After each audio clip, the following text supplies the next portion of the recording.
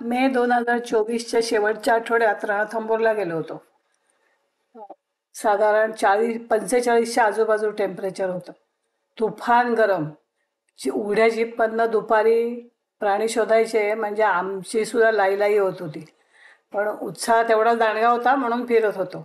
पण आम्ही बाटलीतलं पाणी पिऊ शकत होतो. पण ह्या प्राण्यांना प्यायला जरी सोय असली आणि कुठे कुठे थोडे आर्टिफिशियल म्हणजे नैसर्गिक पाणी नाही आहे, पण फॉरेस्टच्या लोकांनी सोय करून कुठे कुठे पाणवठे प्राण्यांसाठी निर्माण केलेत आणि काही ठिकाणी नॅचरल सोर्स आहेत, नैसर्गिकरित्या पाणी उपलब्ध आहे.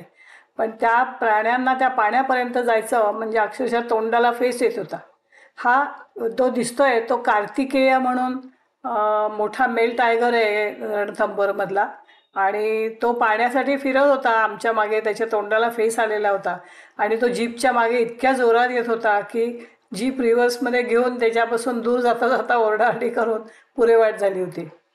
उन्हाळ्यामधला कार्तिकेयाचा पाठलाग हा एक वेगळा थरारक अनुभव होता. धन्यवाद.